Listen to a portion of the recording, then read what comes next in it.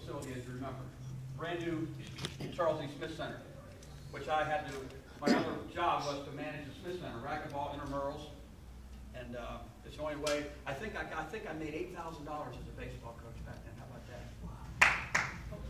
What are you clapping about that for? I'm kidding. You're fine. Now, what I'm saying is, it wasn't a lot of money.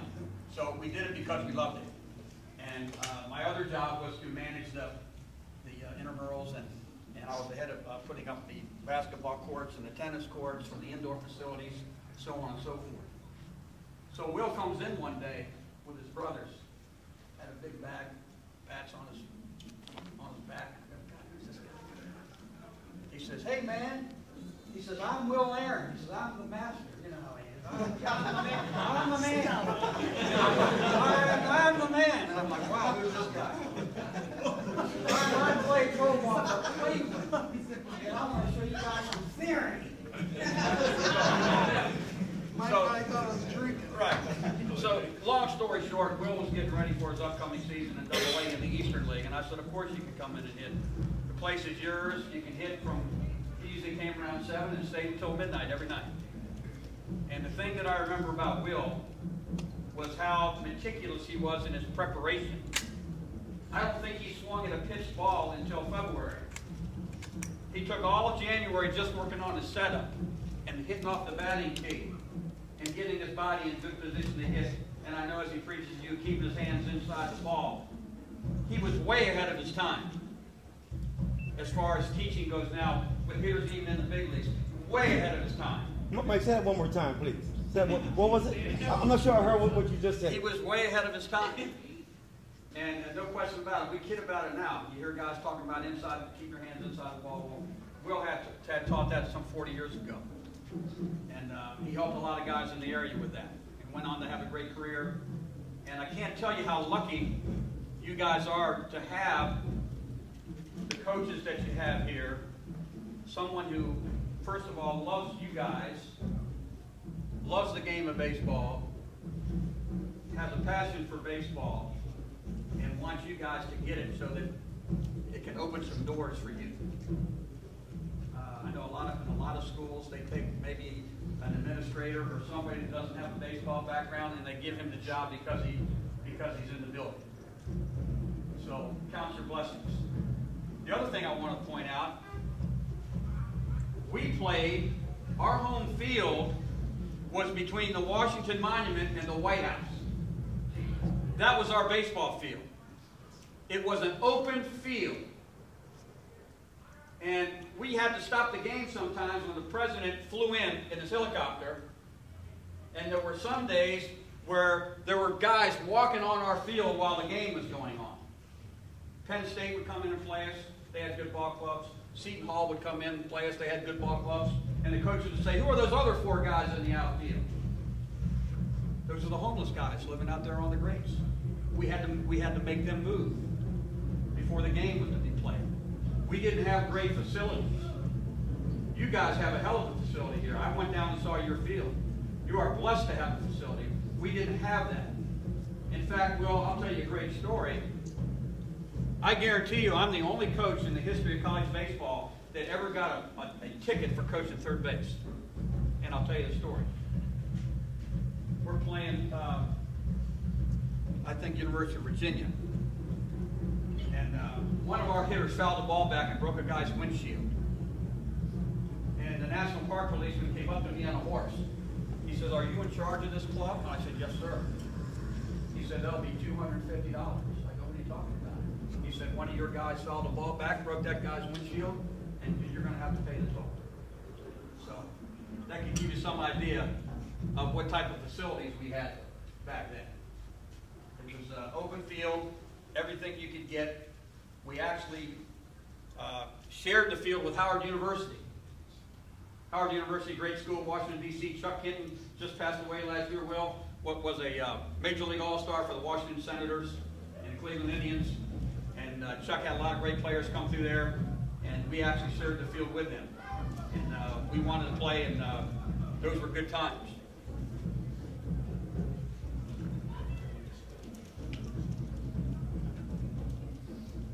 If you can play, they will find you.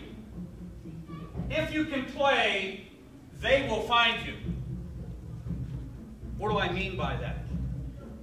Okay? Go ahead. A little louder, Morgan, a little louder. No matter where you go, you can find it. Morgan, great point. And I want to make this point to you guys. And listen, I don't have all the answers. I'm just here to share some good stories with you to try to inspire you. I come from a lot of the same background that you guys came from. I went to a Catholic Christian brother school in Washington, D.C., St. John's. Great group of guys. I lived a half mile from DeMatha, which had great basketball teams. They beat the first team to ever beat Kareem Jabbar. Morgan Wood, great coach there. They beat him 36-33 at Gold Fieldhouse, University of Maryland. I remember it like it was yesterday. The first time Jabbar ever lost a game, at that time he was Lou Alcindor. I'll never forget it. My father, who we just lost this year at 93, was a football coach at Florida State and at the University of Maryland. Marine Corps captain. Just buried him this year in Arlington Cemetery. Well deserved. Purple Heart guy. Tough guy. In your face. Told like it is. He didn't want me to go to DeMatha because he wanted me to have a little of that military. So St. John's was a Catholic military school, and he wanted me to have that. I hitchhiked to school 15 miles every day. I know you hear these stories. But that's how I got to school every day.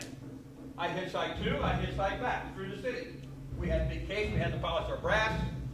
It was a pain. We had to be up at 5:30, I'd get home at 9, have about 3 hours of homework. I know what you guys have to do as far as studies. It's tough, it's a grind. But you know what? As I look back now, I realize my dad, why he sent me there, because he wanted to toughen me up. And I love him for it. He was a very disciplined guy. If you can play, they will find you. And I think sometimes we all get enamored with playing Division I, right? We want to play Division I. How many guys would like to play Division I college baseball? Absolutely. Great. But you know what? Let me say this. Albert Pujols, junior college. Mike Piazza, junior college. Bryce Harper, junior college. C.J. Wilson pitches over here for left-hander, right? Brandheim, junior college. This is right off the top of my head. Okay? Junior college. What are you talking about, Coach? Well, my point is this. God bless you if you get the opportunity to go to a Division I school. I think it's great. I did both. I wasn't a great student. I didn't have the SATs really to get in some schools. And so I went to junior college for 2 years, and it's the best thing I ever did in my life. Why? I'll tell you why. I was young. You can see I wasn't a big guy. I was immature physically, emotionally. I needed that time to get my feet on the ground. The classes were smaller. The teachers knew my name. I didn't want to go to a class at Maryland or a big ACC school where I was going to get lost in the shuffle and have a TV with 300 students in it like they have in some of these colleges now, right? That's the way it is sometimes. And I knew I was going to play. I wanted to play. I didn't want to go somewhere and sit on the bench. I was hungry. I wanted to play. I loved to play the game. And then later I got a scholarship to George Washington, a full scholarship, and I played my 2 years there. And that summer, I was in the outfield with Harry Martell, all ACC center field for Maryland, and Danny Baker, the all ACC outfielder from NC State. And here I am, a little guy from the Montgomery Junior College playing center field. Jordan Zimmerman, you know who he is? Hell of a pitcher, Washington Nationals. Number 1-2 starter, one of the best pitchers in the game. University of Wisconsin, Riverside. Where the hell is that? Right? University of Wisconsin, Riverside. He's behind Strasburg. He's our number 2 guy, has a great career. In fact, between us, if I had a game win on the Nationals, I would probably pitch Zimmerman. I shouldn't say that, but that's how much I like him. He's a good one. Aggressive. Those 3+ pitches, goes right after the hitter. Division II. This year, and this is a great story. How many guys in here have heard of Stetson University? Raise your hand. Not many, right? Stetson University is a small private college in DeLand, Florida, outside of Daytona Beach. Always had a good baseball program. Had basketball, better known for the basketball programs. Had good teams. They're called the Mad Hatters. You can look it up. Had good clubs. They don't have more than 4,000 students at that school. How many do you have here at SERRA? 600, okay. And you go to some of these big universities like Ohio State and Maryland and some of these places where they have 50, 60,000 students. Stetson has 3,500 to 4,000 students. This year, Corey Kluber was the what? Absolutely. Won the Cy Young Award in the American League this year. Guess where he went to school? Went to Stetson. This year, the National League Rookie of the Year was Jacob deGrom from the New York Mets. Guess where he went to school? Stetson University. You got to be kidding me. So I'm trying to make a point here. Don't get enamored and feel like you're a failure if you don't get a scholarship or if you're going to go to a Division I school. There are plenty of places for you to go and plenty of places for you to succeed.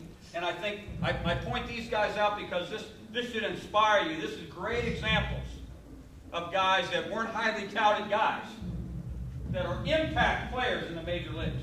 Impact players. Sometimes guys are a little late bloomers. Some guys develop a little bit later. But if you have persistence and you have drive and you want to play, there's a place for you to play. Going back to GW, I'll tell you a great story. You never know.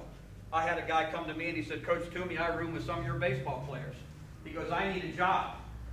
I said, okay, I got a job checking IDs behind the desk. You can come in and check the IDs. You know how you go. You check the IDs so you can play basketball, racquetball. It was Alec Baldwin. You know the actor?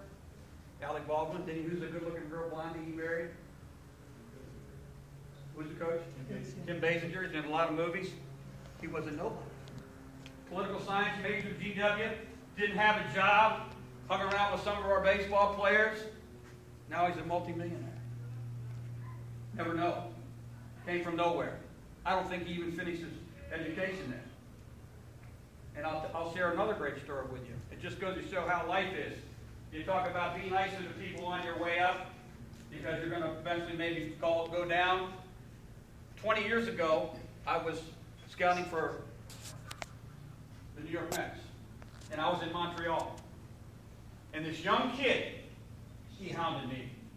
He said, Mr. Toomey, he says, can I sit with you? He said, I'd like to find out about baseball. He goes, he asked me many questions. And I said, son, it's fine. You can sit with me. You know, BP, infield. He sat with me every day for 5 days. And he asked a lot of good questions. And the old time scouts, who were older than I am, and I'm on the back nine now, in the mid-60s, so I knew the feeling. Said, why do you talk to that kid? He's a nobody. But if you take the time to sit with that kid and answer his questions and teach him about the game of baseball, and you give him so much of your time, I said, well, I'll be honest with you. I said, I like him. He's a good kid. I said, he asks good questions. I said, he's bright. He's respectful. And I said, and one day he might be your boss. And they go, yeah, right. You know what he is now? He's the general manager for the Toronto Blue Jays, Alex Anthopoulos. And I'll tell you what kind of kid he is. The day he got hired, he called me. He said, Coach Toomey, he said, I just want to call you and thank you. He goes, you're the guy that had faith in me. You're the guy that listened to me. And I just wanted to take the time and from the bottom of my heart, thank you for spending those days with me. You gave me my start. Pretty touching. Tells you the kind of guy he is. Didn't forget where he came from. Didn't forget where he came from. So what I'm saying to you is, people that you're around now, not seem important, or maybe they don't have a, whether it be in athletics or any walk of life, they may play a significant role somewhere down the road. That's why you treat people with respect, because you never know. So these are some things that I want to throw out there to you. Baseball is a game of failure. It is a game of failure. If you were a doctor or a lawyer and you failed 7 cases out of 10, or you, on an operating table, were liable for a poor job 7 out of 10 times, you wouldn't have a job very long, would you? You'd be done. See you later. In baseball, you're close to being a major league all-star. If you hit 300, you're a pretty damn good player. And you know what? We're in a society now where we want everything like this. We have text messages, we have social media, we have drive-in banks, we have drive-in restaurants. Football, you knock a guy in his ass, okay. Basketball, it's in or out. Baseball, you may hit the ball hard 4 times and have nothing to show for it. We've all been there, right? Pretty frustrating. Then a guy comes up and hits a little duck fart and gets the hit, right? And it happens. So my point is this. You've got to be tough mentally, emotionally, to be a baseball player.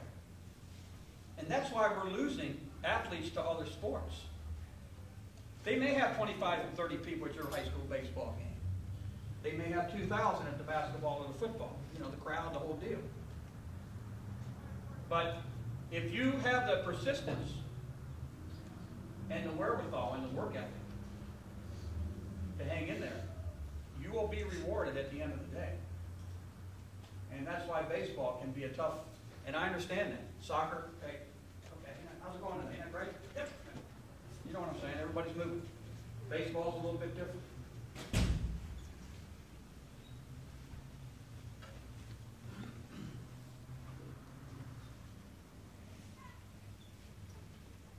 I'd like to talk a little bit about the positions on the field and what college coaches and evaluators look for when they come to watch you play. And let me say this to you. And believe me, I'm not preaching to you up on a soapbox. I'm trying to help you guys and just use the time, the experience that I have, and trying to make you realize some of the things that are important. A college coach comes to watch you play. Okay? And you know what? Sometimes they may come unannounced. Sometimes the guys with the big radar guns and all the big seats don't have the juice that the old timer is down the road on the end of the fence may come in unannounced. He might be the guy. And you don't know him from Adam, he doesn't know you from Adam. But he may have worked for a former general manager and said, hey, go see that kid at SERRA for me. I heard they got a kid over there. Tell me about him. I want to know everything about him.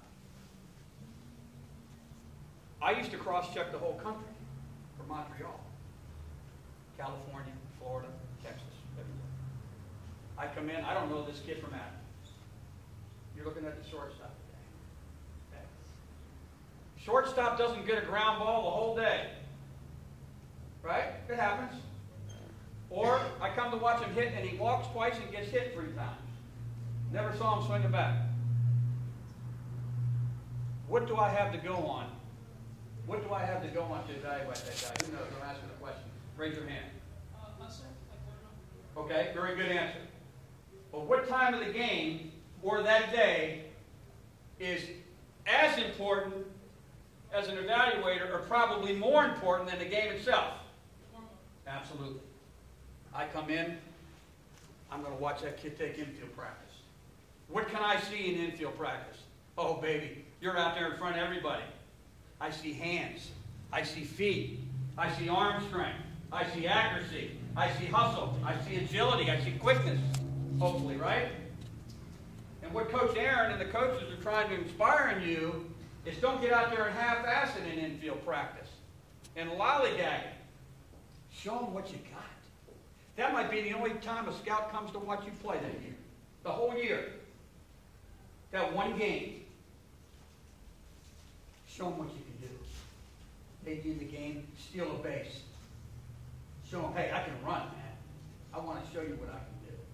It's like a girl that's got a good body. She wears short skirts, right?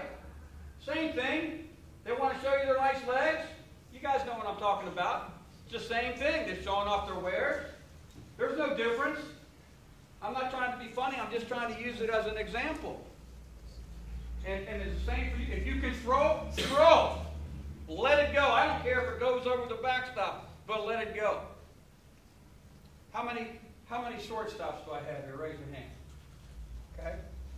How many second basemen do I have? Raise your hand. Suggestion for you. Skill position. Second base and shortstop. What do you have to do? What do you have to be a good middle infielder? What do you have to have? Don't be afraid to make a mistake. It's okay. Got to have quick hands. What else? Feet work. Feet work good. Great answer. You have to be vocal. Pardon me? You have to be vocal. Absolutely. Got to be a leader. Take charge. Hey, I got it. You take it. Cut off man. Hey, right? Be a take charge guy. Accurate arm. An accurate arm.